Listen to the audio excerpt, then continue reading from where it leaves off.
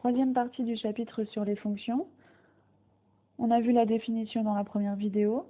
On a vu l'utilisation de l'expression algébrique d'une fonction dans la deuxième. Cette fois-ci, on va utiliser la lecture graphique pour trouver l'image ou un antécédent d'un nombre par une fonction. Donc, la courbe sur le graphique représente une fonction qu'on va noter h. Sur un graphique, il faut toujours se souvenir que les antécédents se lisent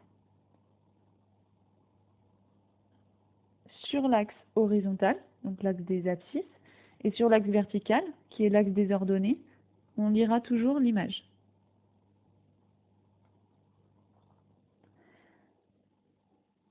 Donc sur vos copies ou sur les exercices, au lieu d'écrire tout ça à chaque fois, vous pouvez mettre un petit A pour vous souvenir et un petit I pour image. Si je veux lire l'image par la fonction h du nombre 8, ça veut dire que je ne connais pas encore l'image. Je cherche l'image de 8. Donc ça veut dire que 8, c'est l'antécédent. Comme 8 est l'antécédent, je lis le 8 ici, je monte jusqu'à la courbe et je vais voir le nombre inscrit sur l'axe des ordonnées. Quand on fait quelque chose comme ça, on va dire que h de 8 est égal à 2. On lit le 8 qui entre dans la machine, on le lit sur l'axe horizontal. Ensuite, je rejoins la courbe et je vais lire sur l'axe vertical la valeur inscrite. On passe à la question numéro 2. On veut lire h de moins 1. Ça veut dire que je fais rentrer moins 1 dans la machine. Donc, moins 1 étant l'antécédent. Je cherche moins 1 sur l'axe qui est horizontal. Il est ici. Je monte jusqu'à la courbe et je lis le nombre inscrit sur l'axe vertical. On lit 1. Donc, pour la question 2, on peut écrire que h de moins 1 est égal à 1. Donc, je répète une dernière fois la méthode. Pour lire l'image d'un nombre sur le graphique, je cherche ce nombre sur l'axe qui est horizontal, je monte ou je descends jusqu'à la courbe et je vais lire en face le nombre qui est sur l'axe des ordonnées. On passe à la question 3 cette fois-ci. Il va falloir lire les antécédents du nombre 0. Alors si je veux lire l'antécédent, ça veut dire que je connais l'image, je cherche l'antécédent. Je connais l'image, c'est 0, je le cherche le 0, il est ici sur l'axe des ordonnées. Et quand je cherche les antécédents, je vais venir tracer une ligne horizontale et j'ai plus qu'à regarder tous les endroits où la droite que je viens de tracer en bleu coupe la courbe. Ici, donc ça veut dire que premier antécédent de 0, j'ai 3, et ici, donc j'ai aussi 7. Pour la question 3, je peux donc écrire ça de deux manières. Soit j'écris que les antécédents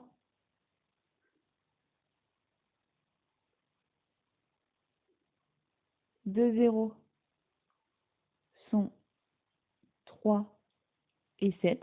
Ça, c'est la première manière d'écrire. Soit j'écris que h de 3, parce que 3 est l'antécédent, est égal à 0. Et h de 7 est égal à 0.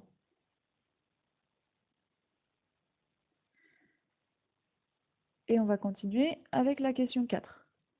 Pour la question 4, on repasse sur l'image par h du nombre moins 3. Donc, je gomme ce qu'on avait fait avant. Comme ça, ce sera plus visible sur le graphique.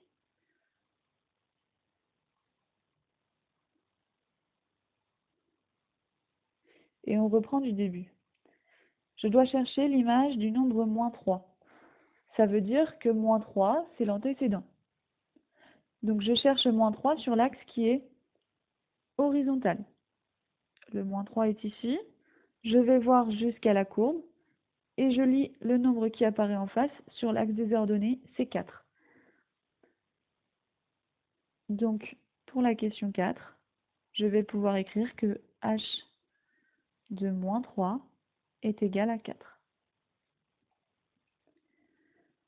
Question numéro 5. Je dois lire les antécédents par h du nombre moins 2. Si je cherche les antécédents de moins 2, ça veut dire que moins 2 est l'image, et je cherche ses antécédents. Donc je cherche moins 2, sur l'axe vertical, il est ici. Je trace la ligne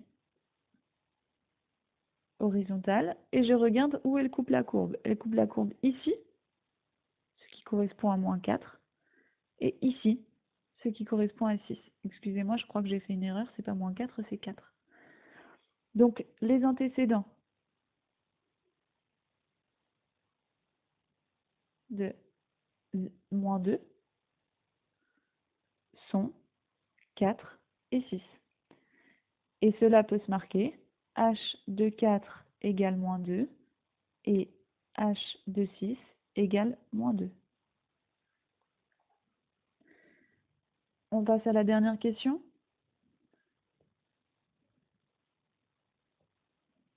On vous demande les antécédents du nombre 2. Exactement pareil que la dernière question. Si je cherche les antécédents de 2, ça veut dire que 2 est l'image. Donc je choisis ce 2 qui est là. Et je trace une ligne horizontale tout le long du graphique. Je repère où la droite jaune coupe la courbe de la fonction. Tout d'abord ici, ça veut dire que comme premier antécédent, on a 8.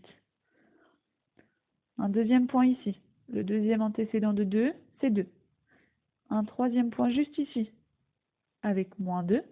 Et un quatrième ici qu'il ne faut pas oublier, qui est 0. Donc pour la question 6, le nombre 2 a 4 antécédents.